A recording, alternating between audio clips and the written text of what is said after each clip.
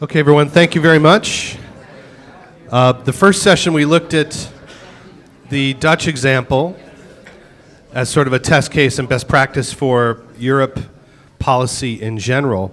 What we're going to do now is look at sort of another test case, and that's the current situation in Poland and how they're dealing with the implementation of the code.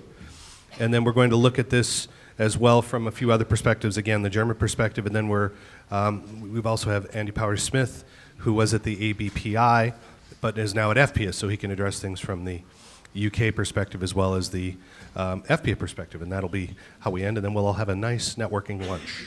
So I'd like to begin, first off, again, with looking at the Polish perspective, and this is Romuald Krajewski, from professor of neurosurgery, is going to discuss the medical practitioner side in Poland. So thank you, Romuald.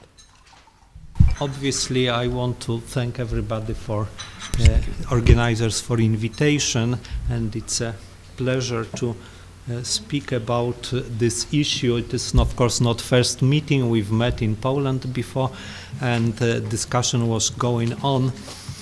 But today I want to speak about mixed opinions of medical professionals about disclosure initiatives. And I am, as probably everybody, representing many organizations and institutions. Today I would say that I am Vice President of Warsaw Medical Chamber and President of the UEMS. This is Organization of Medical Specialists in Europe. So we can say that we have a lot of conflicts of interest, and I would also say that conflict of interest is not a problem now in such a sense that we know that everybody has it. Particularly if you see somebody standing here and speaking to you. Everybody has a problem. Our problem is bias and how to reduce the bias, because this is expressed in decisions, opinions, and practice with the patients. So, yeah, okay. Well, even closer, you mean. Yeah, okay, thank you. So, of course, all opinions are biased to some extent, and transparency is supposed to help for others, to listeners, to judge how much biased the opinions I am saying or doctor is saying to you are, how much biased they are. So today we discuss relation with medical industry and public interest in this area that is expressed by politicians and media, as it has been said here, is certainly double-faced. On one side, we have these pressures to observe regulations, ethical codes, and transparency, but at the same time, the same politicians have to take care of industry and promoting market, jobs, and so on. These are important, but I think to some extent contradictory goals, and they create a conflict of interest too.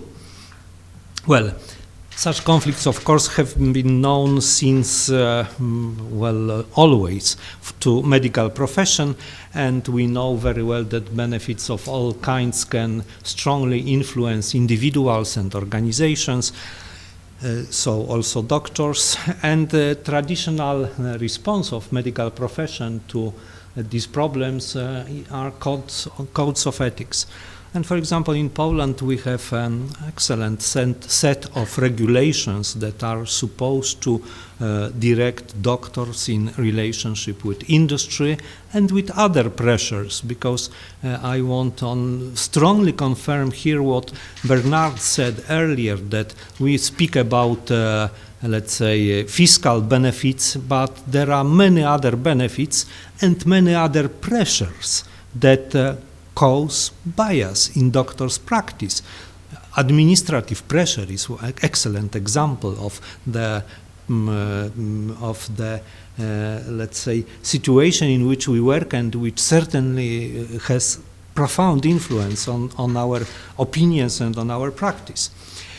So we can also say that codes of ethics, ethical regulations, are seen as insufficient to solve the problems. And of course, this is because the pressures are much higher and problems are much more frequent than it used to be when these ethical principles were formulated. So this situation, of course, reminds a little bit a battle between David and Goliath, and reportedly there were spectacular successes by David's, but most of the time Goliaths trashed David's very easily without any problem. So we, of course, would agree that transparency is certainly needed to help ethics in everyday practice, and majority of medical profession supports it. These are results of opinion poll, representative opinion poll among Polish doctors, and among other responses we got this 2/3 support for full disclosure of all benefits received from industry. So this is very good result, but there is also small, but I would say vocal opposition to such measures. These were different measures, among them disclosure. This is this row. So, of course, we can have many interesting suggestions as to what motivates this opposition. But there is one I want to stress now, and it is privacy. This is a very big issue now, and it's not only the matter of transparency code of or relationship between doctors and industry. And I can say very strongly that I'm not buying the argument that privacy is unimportant because I have nothing to hide. And I think you should also not buy this argument. Of course, everybody has many things that have to remain private.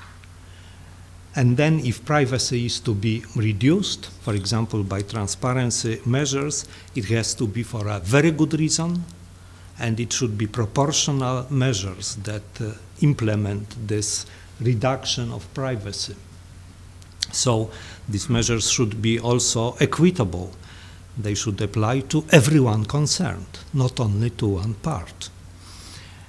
And in my opinion, this is one of the reasons, possibly main reason, why opinion of medical profession is split on this implementation of full transparency in relationship with medical industry. Of course, there may be many more reasons, but I'm afraid that Duan will not allow me to say it now. Hopefully there will be questions. Thank you for your attention. Thank you very much, Ramrold. Do you feel that the measures in disclosure as they've been proposed are proportional?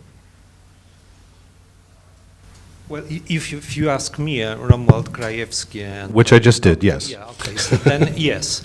But this is one of the situations where it is difficult to get consensus, and then if we speak about privacy, even there is a small minority who feel or can argue that their privacy is infringed by these regulations, we have to take into account, because this is an important thing. As I said, privacy is very important thing. And then, of course, there are many arguments, but well, if a discussion develops on this issue, we can I can say why the colleagues are really not a little bit, sometimes even afraid that this regulation is not really in line with proportionality measure. But yet 2/3 of the doctors, even with that, agree that this in principle is a good thing. Yeah, absolutely. I think it could be even more, because we've been working together with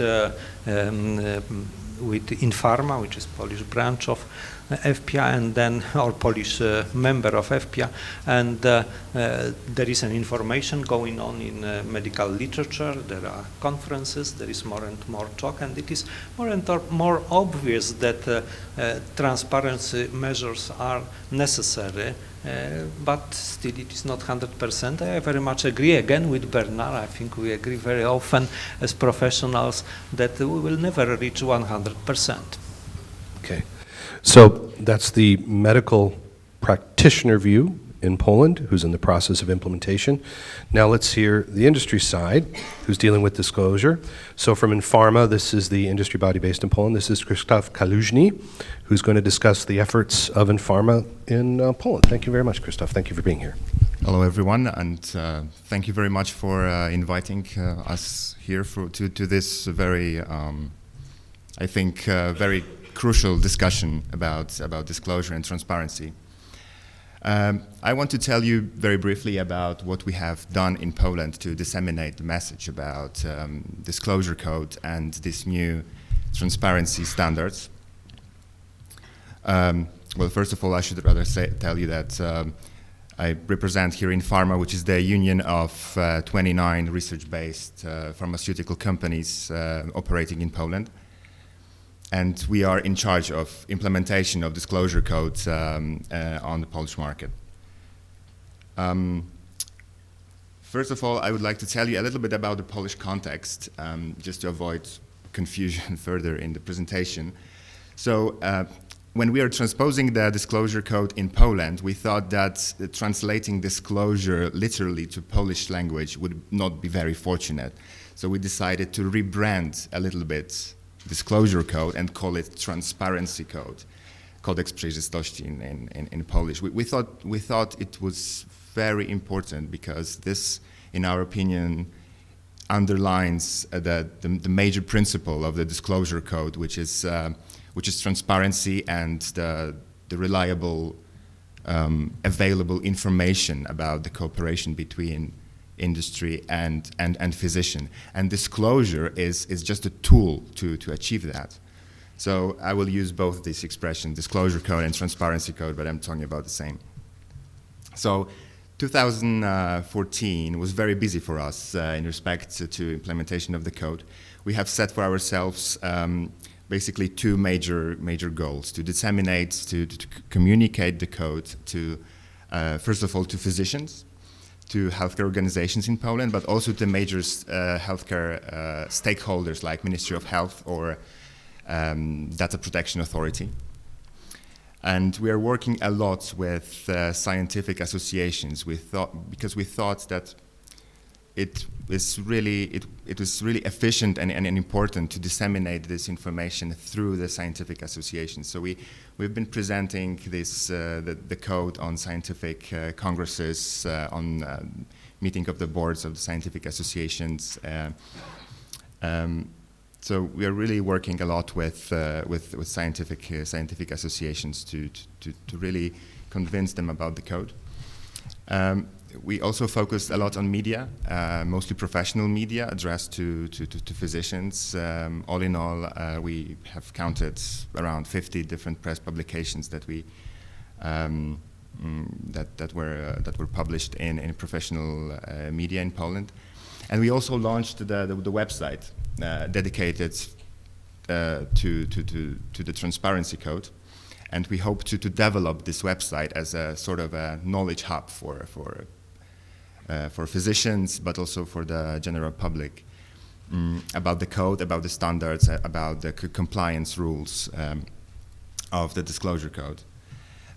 Also, we have done a lot to equip our companies to work in a harmonized way. So we develop a lot of different training materials for medical representatives, question and answers, documents, and things like that, because we thought that it is really important that we really work together without any deviations. The plans for 2015 are also quite ambitious, I guess, because we still, of course, want to focus on the communication about the disclosure to physicians and healthcare organizations. That's the priority. But also we want to broaden the communication and not talking only about disclosure code, about the very rules of the code, but we want to speak more and educate more about values and standards of this collaboration. What is it really all about? And we also have planned many different, I guess, interesting initiatives to achieve that. But the one I'm really excited about, and I'm looking forward to it, is a debate which was going to happen on 18th of February that we managed to organize together, hand in hand, with the Regional Chamber of Physicians in Warsaw, which is the biggest regional chamber of physicians, associating around 30,000 physicians, and Professor Krajewski is a member. So we're really looking forward to this debate because we really think that it's going to be a very good point in all that public dialogue about the disclosure. So, of course, there are many benefits that we think we're going to achieve with the disclosure code. However, there are also a lot of challenges.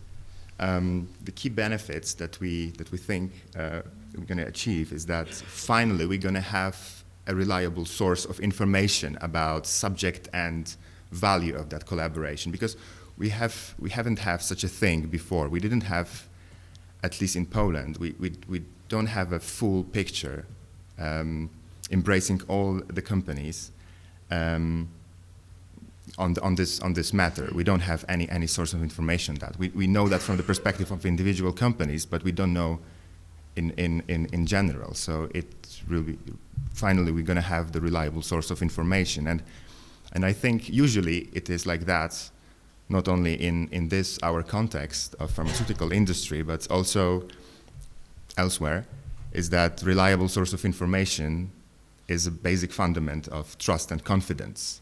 So I think this is something we can build trust and confidence of patients and general public. And of course, I think this is also not to underestimate that with that disclosure standard, we're going to have harmonized standards within, in Europe. It's not going to be just the Polish standard or Dutch standard. It's going to be more or less the same rules in every European country. That's the benefits. These are the benefits, but of course there are a lot of challenges in that. I think in the coming months, or maybe in the coming years, we have to do a lot to support physicians and health organizations to comply with the disclosure standards, and this includes education, continuous communication, and dialogue about disclosure code. We have to work to increase the number of consents declared by HCPs. This is really critical, and I don't think we're going to have.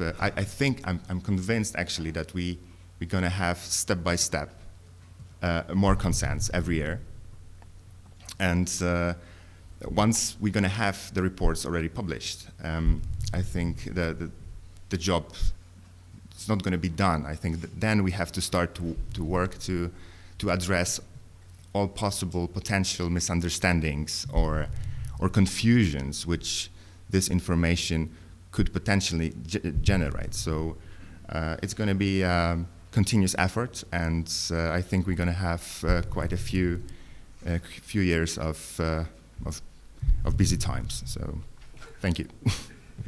Thank you, Christoph. There's about a zillion things I want to ask you, but I'm not going to do it. Shoot. How much time do we have?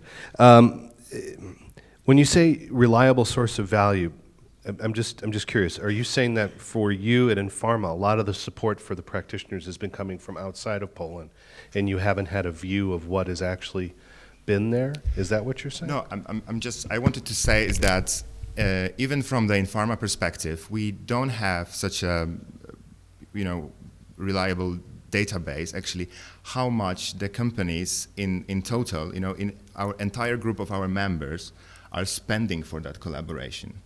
It's maybe because we haven't done any research specific on that. Or you haven't had a need? We didn't have maybe, or we had different things to do. Yeah. But I think this is a good opportunity to finally get this information together in one place and start to talk about the facts and not about and to cut any speculation. No, it's really interesting.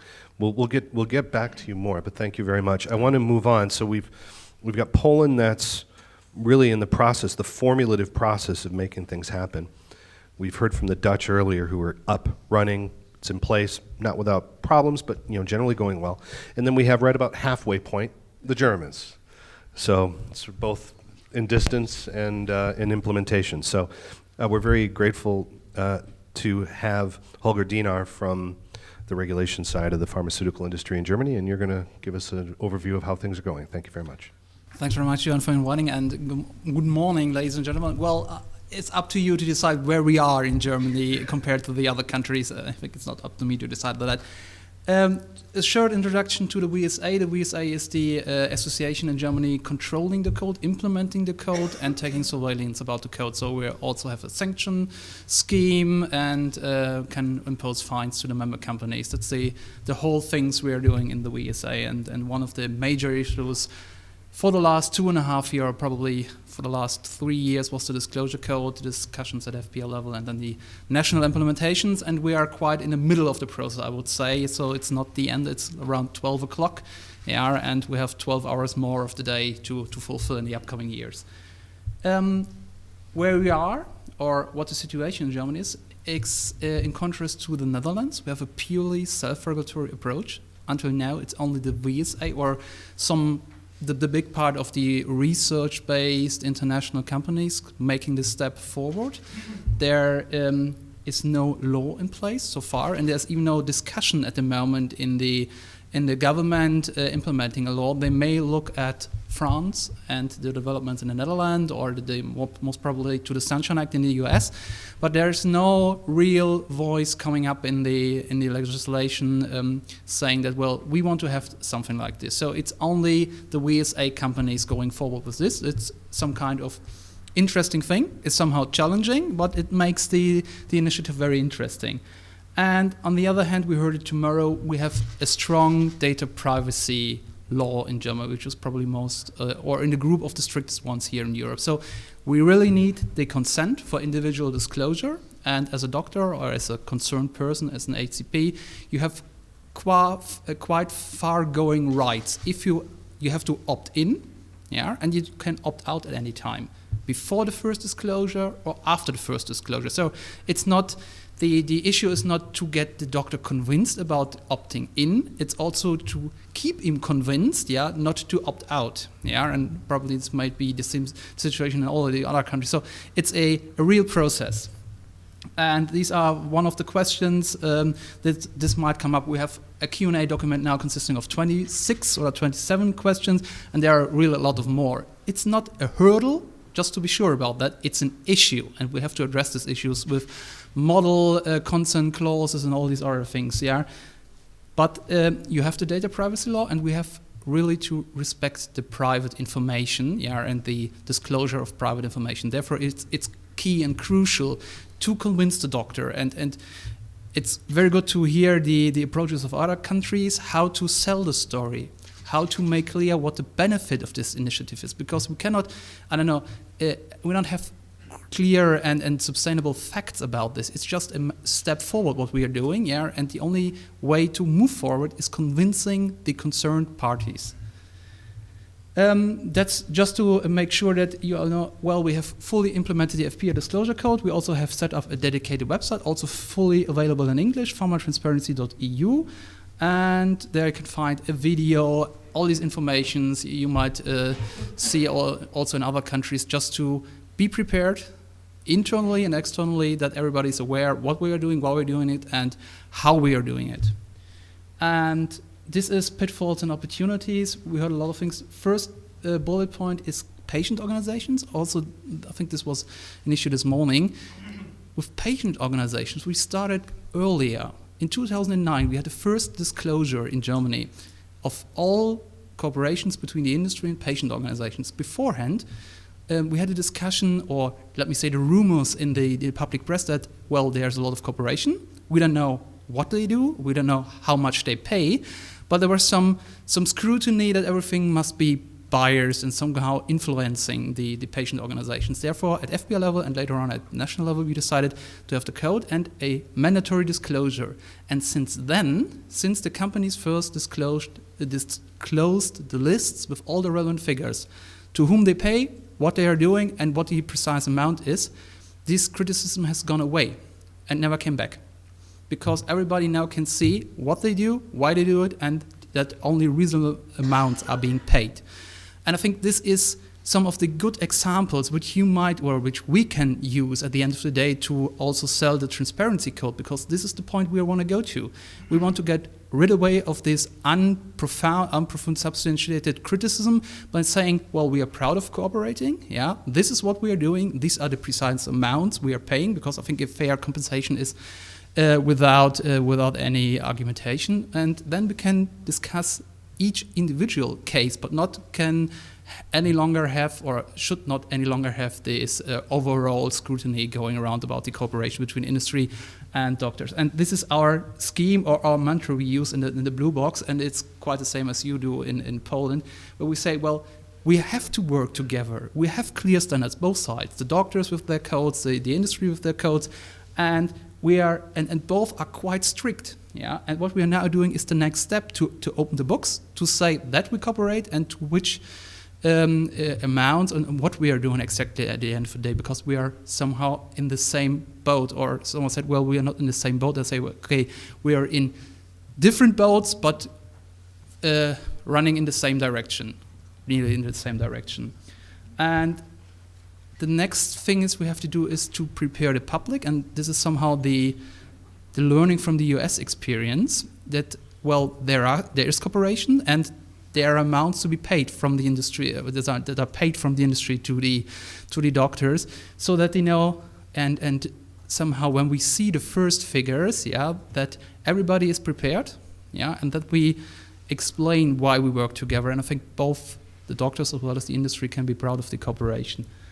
And just to close with the official position, or the latest official position of the German Medical Association, it's a decision they took 2 years, nearly 1.5 years ago, saying, well, we are also in favor of transparency.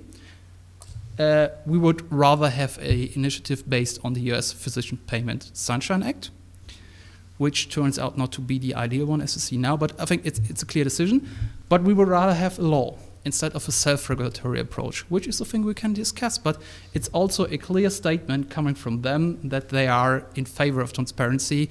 And this is, I think, a good basis on which we can build on. And I'm happy to answer your questions. Thank you very much. Thank you, Holger. How did you get from, I mean, it's interesting to me that you had the doctors saying, yes, we want regulation, and then you move to a self-regulation. I mean, we're seeing usually the opposite happening in Europe in the discussion.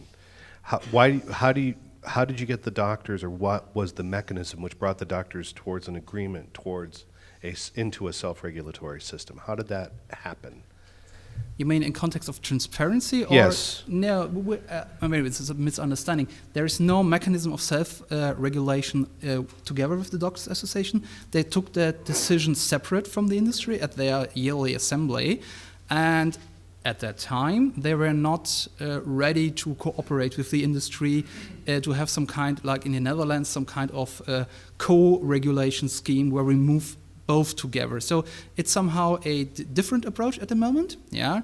And the industry is heading a little bit the the initiative. But you're able to manage aligned with the practitioners. Yeah, we are somehow aligned, but I think it's really difficult to break down such a ruling, to the local associations, doctors' associations, and from them broke down to each individual self-employed doctor. Mm-hmm. That's a completely different story, and that's the great issues the companies now have, to sell the story from top to down and to have it to the ground and to convince each individual doctor to give his or her individual consent. Because I think I fully agree was said before. This is the thing we are looking for: individual information and not a very large bucket of aggregate figures. Right. Which under the current regulation in Germany could actually occur. I think in most of the countries, because you must. That's the only thing we can go for. So if you don't get the consent, you automatically fall into the aggregate bucket. Yes. So it's as far as we can go under the data privacy laws. It's at least something we can disclose as an industry, but I think everybody would be very happy if that is the very minority or the smaller bucket compared to the individual list, which should be thousands of pages long. Okay. Again, we'll certainly touch more on this, but we've used your time. But thank you very much, Holger. Thank you. Appreciate that very much. Thank you. So finally, certainly not least, but last, Andy Powery-Smith. Andy's recently joined EFPIA from the ABPI. So Andy's going to discuss what they're doing both at EFPIA and at the ABPI level to manage the process. Thank you, Andy. Good afternoon, everyone. I'm 3 weeks into the role, so I'm covered by the 3-week rule, okay, which means I can pretty much say whatever I want. Okay, so we'll be clear. This is my second visit to Rotterdam. The first one was on a 4-meter yacht that had lost its engine and was sailing into the port of Rotterdam. Any of you have seen the port of Rotterdam? That was quite an exciting experience. In a very small boat with very big super tankers. And I learnt some Dutch words that evening that I can't ask anyone to translate for me, I'm pretty sure. I found that very good training for starting at EFPIA, possibly. So I am definitely delighted to be here. So what I wanted to share this morning was just some perspectives, maybe a little from experience of managing this process and project in the UK, but also my very first impressions on what some of the issues are across Europe. And the first thing I did want to emphasize, I think, is just the importance of the relationship between industry and the clinicians and the health professionals that we work with. It is a driver of patient care, it's a driver of advancements in medicines, and it is critical to their future. And the second thing I wanted to recognise was the fantastic work that's been done by our member associations to bring this forward, and I'm very keen to understand how we can help to support you going forward. Okay. So I just wanted to say a little bit about the environmental context. It's a very often quoted figure, but 90% of the world's data has been created in the last couple of years. I think as an industry we're about to add to that figure, perhaps in some degree. But I think it is clear that we are living in a data-led world, that actually the societal expectation around transparency has certainly changed and increased. I spoke to my daughter this morning, who's 6. I said, "I'm in Rotterdam." She said, "I know, Dad." So that's quite impressive. She said, "I followed your phone on the iPad that's in the lounge." So I said, "Please don't teach your mum how to do that." But I'm very impressed with your IT skills. That's fantastic. We live in a social media world, and as I think Loda pointed out earlier, there is a new generation coming through that will post their romantic intentions online. They will post what they had for breakfast online. There is a different culture, I think, coming through society as a whole, but perhaps medical professions as well. And the move to greater transparency built on, I suppose, some pretty big issues that brought transparency to the fore, that rocked some of our confidence in what were formerly pretty trusted institutions, has led to this kind of global development of transparency, of which EFPIA is part, and of which the national associations and members of EFPIA are part too. So, that said, I think we are all aware that various, or all of us, feel at different points on that hill, on our respective skateboards, I think, and that there are certainly challenges ahead, both from an industry perspective, but this must make no sense to you guys in this row at all. Sorry.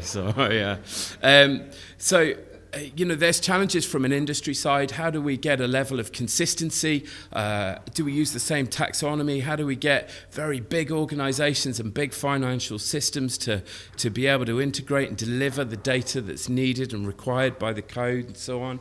And we certainly recognize from my interactions with healthcare professionals that there is quite a journey to go. This is new. There is concern about the impact and how this will impact not only on them individually, but also on the public perception of health professionals as a whole.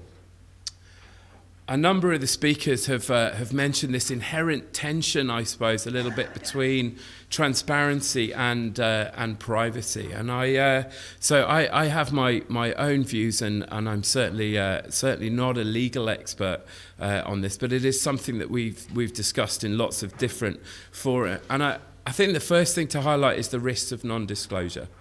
Because I think certainly from a health professional side, we saw that in conversations with health professional organisations as a potential major risk to the credibility and the reputation of the health professional side.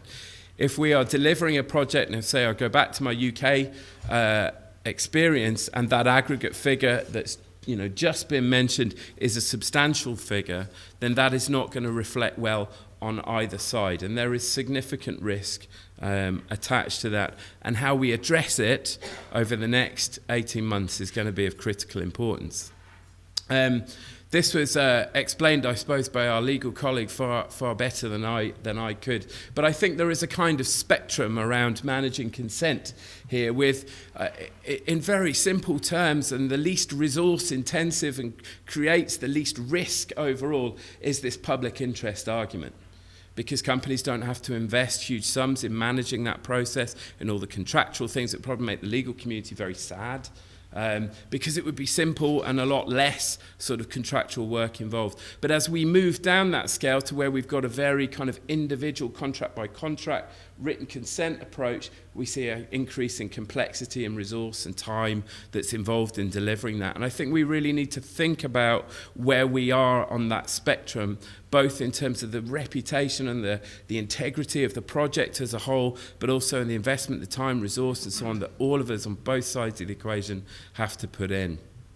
So, how do we approach it? So, I think we need a change in culture, perhaps, over time. I think if we're here in 4 years still arguing about the best ways of grabbing consent and how does that work, then we've probably lost some of the battle. So I live way up on the west coast of Scotland, and there are two things that are quite popular where I live. I live in the middle of nowhere. So one is tractors, and the other one is whiskey.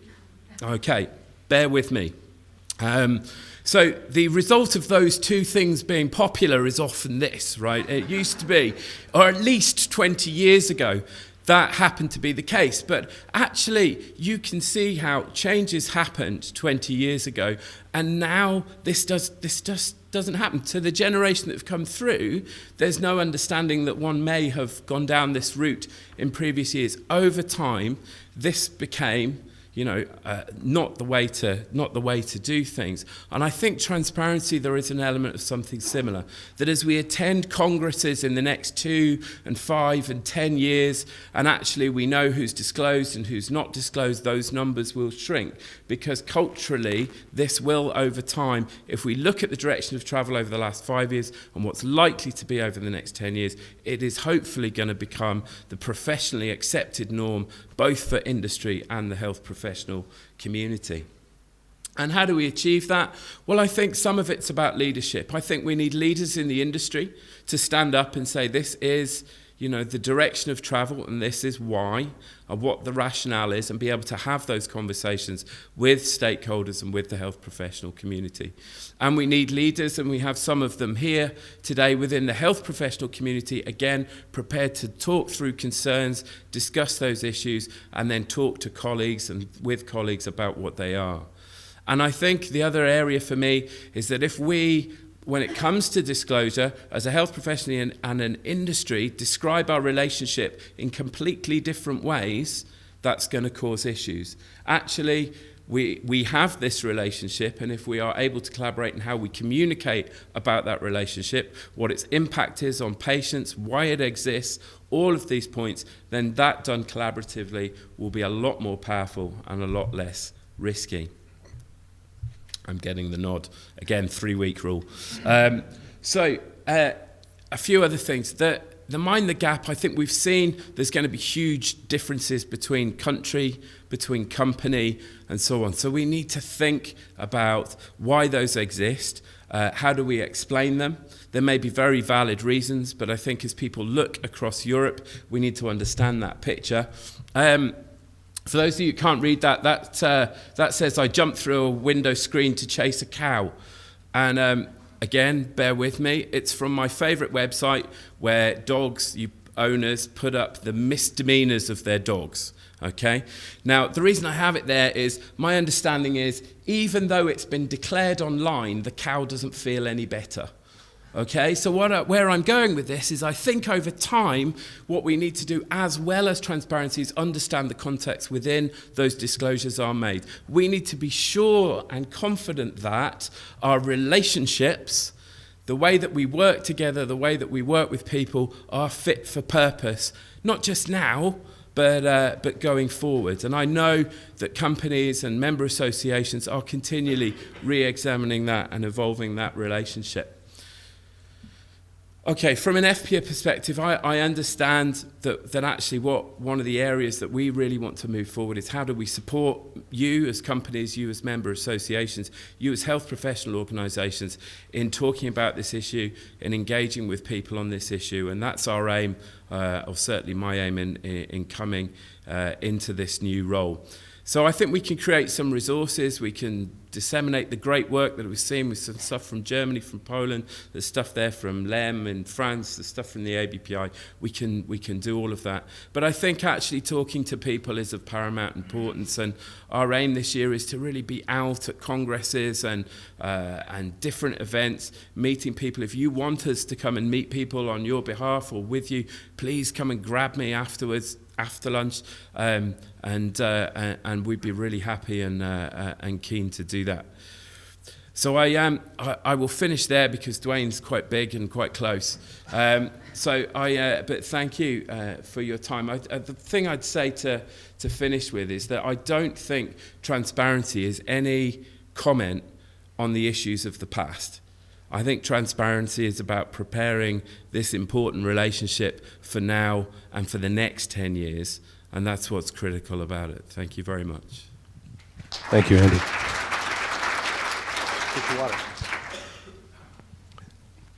So we've heard from Andy in sort of part presentation, part religious revival. Thank you, Andy. One thing I'd like to ask the panel before we pass it over to the floor. ABPI, I think, is close to the Dutch in the implementation. I think the Poles, you're just getting started. In Germany, you're somewhere, you're getting in place, you're building the relationships. How, from each of your perspectives, what do you think is one or the two key things you need to do to be where the Dutch are in a year or two? What would you need to happen? What do you see as a key to making that delivery occur?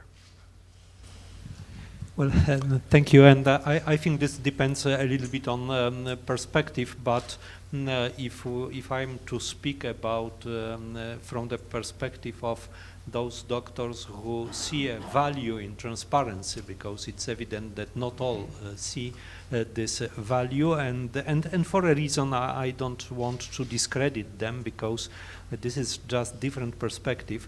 Okay, speaking on behalf of majority, I think that the most important thing is just start doing this, and it's already going on. And usually it turns out that in practice these things are much less terrible than they were supposed to be when it was discussed theoretically. And this is, I think, the lesson from Netherlands, where initially there was this peak of interest and it was so fascinating, and then it became kind of routine for public and for doctors. So one thing that will certainly help is experience, and I'm very much convinced that the experience will be positive with time. So, and then of course this is the matter of discussing this again and again, and then even most skeptical doctors and other colleagues and other professionals say, okay, well, let's stop discussing, let's do it, because how long can we discuss? So I think that's what we do, and we hope that very soon we will have very good level of acceptance. It should remain voluntary, and you asked what I would mean a proportional measure. I think one of the conditions to consider this proportional is voluntariness, because Sure. if it becomes law, then it's completely different story. Christoph. So if I think about two major factors which have to be accomplished to achieve that or be there where Netherlands are right now, I would say it's education or dialogue and time. So I pretty much agree with that, what this professor said, because this is the way, at least how we look at this problem in pharma, is that we want to make it a sort of a good custom, and to make a good custom that everyone follows, you need dialogue, education. You need to convince. You need to talk to people, and you need time for that. So I think I don't know. Maybe the first year of disclosure, it will be not extremely successful in terms of number of consents, but I'm sure that year by year it will improve, and the number of consents will increase, as people will, as physicians, as a health organization, will see that actually this thing is not so scary actually as it appeared as it seemed at the beginning. Holger. Well, to start with, I think we have to say that we are not in the Nordic countries. It was mentioned earlier this day. They have a complete different culture of transparency. There you can call the tax authorities and ask about your neighbor's income for the last year, the salary, and you get a verbal response, and you get the figures. That's not the situation which we have in Germany right now, and we are the only one going for disclosure to that extent, starting from the first year. So we are the front runners in this process. Therefore, I think there's the need to explain this, and we will probably need some more time, to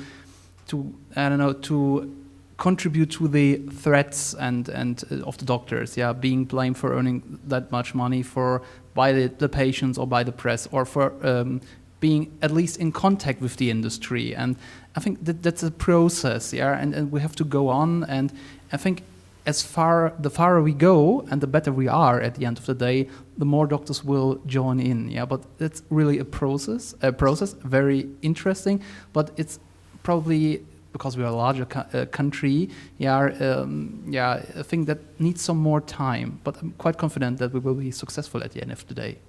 Good. And Andy. So I agree with everything my colleagues on the panel said. Probably three things for me. So one is dialogue, as someone's already mentioned, and I think being able to put these numbers in context about what they are, about what the impact is for patients, is going to be critical. Leadership, as I've said, I think is very important.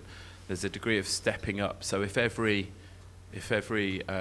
survey I see says 86% or 80% is in favour of transparency, now 86% maybe favour of disclosure of payments of their colleagues' payments, maybe, or I don't know. But, you know, you've got such strong support in these surveys, so we need that voice to be replicated in medical media, in, you know, in congresses and so on.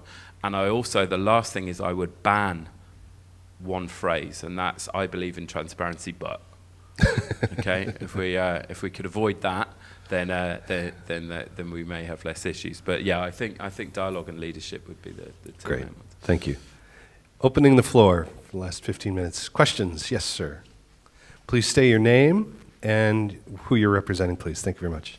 Good afternoon, everyone. Or is it still morning? Or maybe it's the... It's afternoon. It's It's legit. It's almost lunchtime. Almost lunchtime. My name is Elias Okwara, and I work for Health Market Science.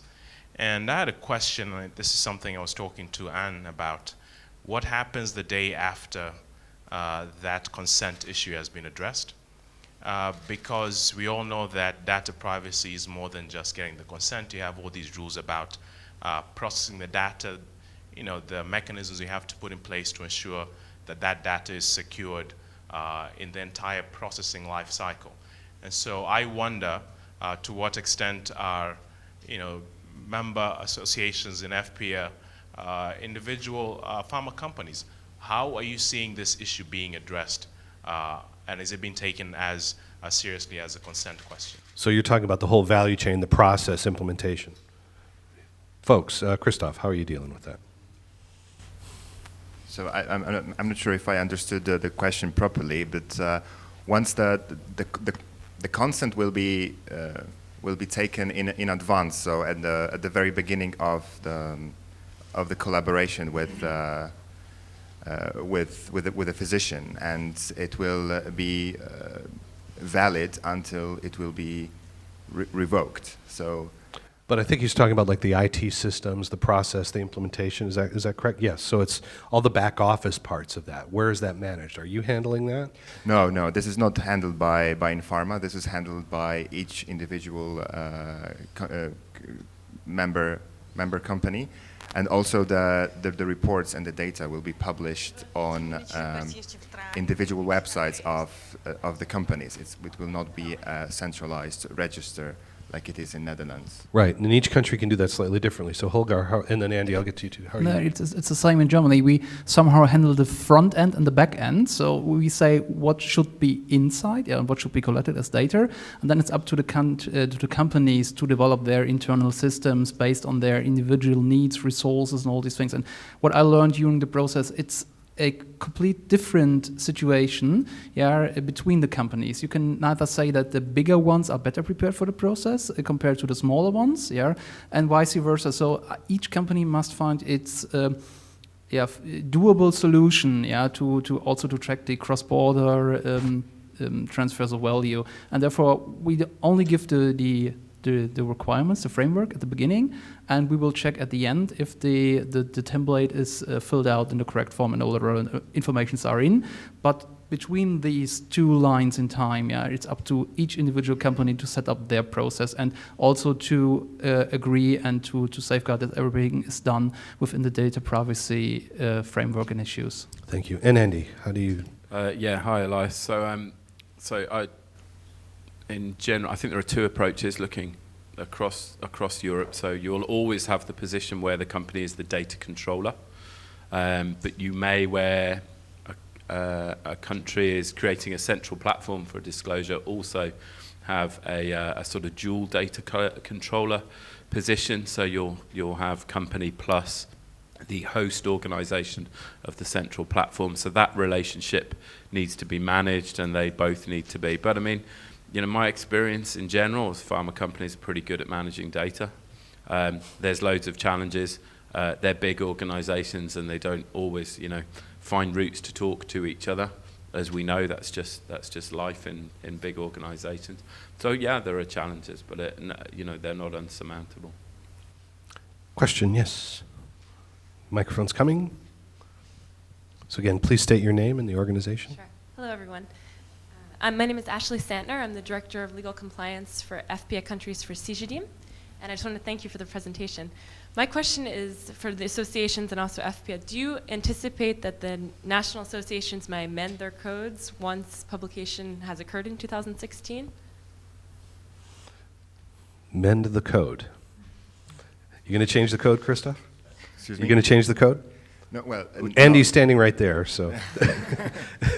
no, definitely. I mean, we have basically we have adopted the code and transposed it into the Polish version already into 2013, and this was agreed by all the companies. So this has been decided and approved at the very beginning of the process, and it's not gonna. It's not going to change. So it's not going to change. It's not going to change, and we have already also the approval from Andy and EFPIA that we're fully compliant with. Okay. Holger, any changes for the German market specifically? Not so far, but I think it's some kind of the trustful working of a self-regulatory body that you, from time to time, look at your codes, make an assessment, and look what worked and what did not, and then you may amend or change the code. And I think since this is a completely new one, maybe we will come in the next upcoming 2 years to the point where we say, well, we have to make some adjustments, or some amendments to the code, but now we have the code, and the companies have to follow it. And I think before we see the first disclosure, it's very unlikely that we will change the rules, within the game, but afterwards, I think there will be some kind of, review phase, and I wouldn't say that we will come out at the end of the day with some minor changes to it. Okay. Romuald, are you satisfied as a practitioner with the code? Is there any recommendation for changes that you'd like, or do you think it works in the context of your discussions with Christoph? Well, in my opinion, and from European UMS perspective, it is a good thing that this is single code and that it will not be very much changed locally, because then we can get very different products. So I would certainly support this from practitioner's point of view. I think I will use this opportunity to say something that, in my opinion, is important, because we say now, okay, well, 80% of doctors support, maybe some 70% will sign, okay, but then doctors ask, okay, what about pharmaceutical companies? What is the percentage of pharmaceutical companies that subscribe to this code?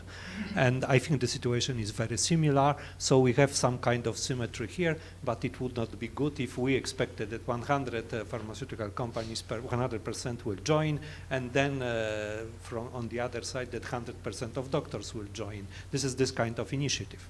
And Andy, at ABPI, I think you're a little early in EFPIA to sort of, but what about your ABPI experience on compliance from the industry side? Yeah, so codes as a rule don't stand still. That's the nature of them. And if you were to read the ABPI code of 50 years ago, it is very different now. In fact, there was a misprint in a program that described Heather Simmons, the director of the PMCPA that looks after the code in the UK, as the oldest and strictest.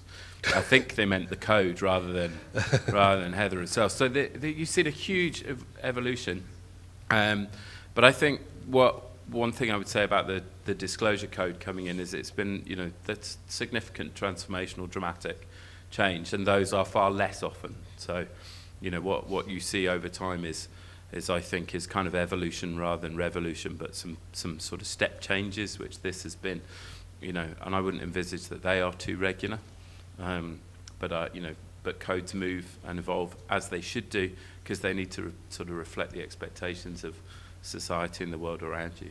And what about Romuald's question about compliance, industry compliance, and ABPI? Yeah, so forgive me, I'm not a code expert in terms of EFPIA or perhaps ABPI, but certainly in terms of the representation of the pharmaceutical industry in the UK, the code covered both ABPI members and non-members that complied with the ABPI code, and that covered like 99% of companies that make medicines that are delivered in the UK. So it's an incredibly big or comprehensive coverage there.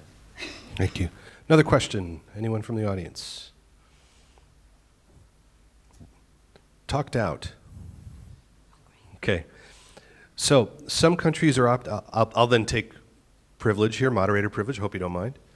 Some countries have opted for regulation. Some countries haven't. What do you think, what would be the decider in Poland if it needs to go down a regulatory route? Are you going to absolutely try to avoid that? What do you think in Poland are the keys to keep this a self-regulated process? Well, frankly, we don't know, because let's face it, all this activity is very strongly stimulated by political needs, by economic problems within healthcare, and it is seen as a way to reduce healthcare expenditure and so on and so on. And I pointed out that this is contradictory, there are contradictory tendencies, but anyway, politics very much drive what is happening there regarding at least regulations. Our position as physicians on European level and also in Poland will be that self-regulation is the way to go, and we always stress professional autonomy. There may be other countries that are not that sure, and if I got it correctly, German doctors beg for being regulated by government.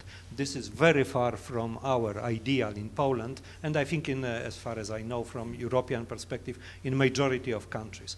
Then there is British tendency, very well known, to regulate everything, and okay, this is a kind of approach that is maybe justified by the culture in UK, but again, as doctors in Poland and as UMS, for example, we will always stress that voluntary approach, self-regulation, is what should continue, because there is some kind of fallacy in believing that administrative regulation would solve all the problems, although this is sometimes appealing fallacy, and we see that it is going on, but we strongly oppose this tendency.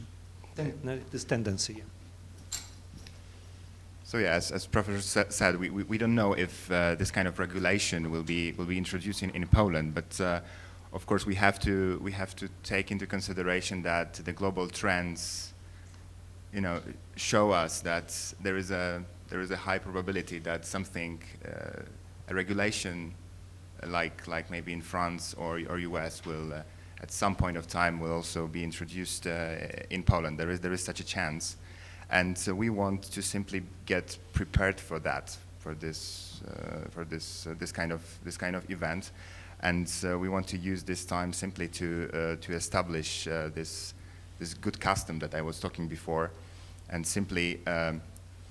If there will be such an idea to introduce this kind of regulation in Poland, we will be simply prepared, and we will have the ready-to-go solution to offer to the authorities to introduce this on our rules and on our standards that we have developed within this time, and not simply imposed rules created by authorities. Sure. Again, questions from the floor? Anyone? Yes, one back there.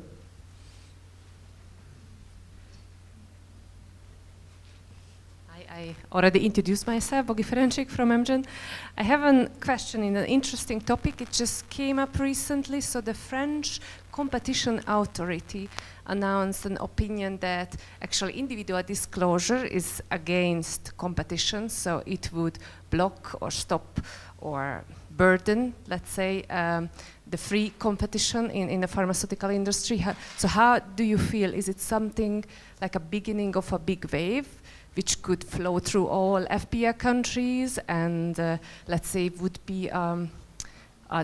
create difficulty in the EFPIA countries with individual disclosure, or even a showstopper?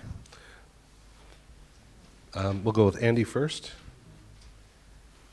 So no, I think it's related to the specifics of the law in France. So obviously, forgive my rather veneer of legal knowledge here, but bear with me, right? So my understanding is that the law in France includes that you need to disclose the details of what's involved in a particular contract, as well as then if you add in the financial element, you would be able to identify a unit price for a particular piece of activity, which would have competition implications. If you look at the EFPIA code as a whole, and in other situations across Europe, there isn't that requirement to disclose that level of detail in terms of the activity. So therefore, if you were saying, well, you know, we paid Dr. X £1,000 for, or €1,000 for advisory boards from the period of January 1st to the 31st of December, then you can't identify, you know, that could be one ad board, it could be 50, you can't identify how much someone was paid, and it takes away the anti-competition law. So my understanding is that it relates to the specifics of the French law, including, you know, the requirement to disclose all the details of the content of that contract. Holger. I can add to that from a legal perspective. What we did with the code, with the German code, which is fully compliant with the EFPIA code, we brought it to the Bundeskartellamt, which is the German competent authority for competition law. And as the competition law is, I think, fully harmonized all across Europe, we always take our codes to the authority to be checked, before we put them into place, before they can become effective. And they had any comment on this. So the code was fully approved without any kind of, comment or additional things we have to do. So I think that's it's an indicator for the whole of Europe that the EFPIA approach, as well as our national approach, is fully in line with the competition law, and adding to that the French situation is somewhat unique for the French, for France, and cannot be, ruled out for the whole situation in Europe. Okay. We're at lunchtime, ladies and gentlemen. I'd like to thank all of you for being here today. I'd also like to extend a round of applause to the panel for their excellent work. Thank you very much. So please, feel free to have lunch. Thank you for coming. We will get video and materials out as soon as possible. And with that, we conclude the session. Thank you very much. Bye-bye.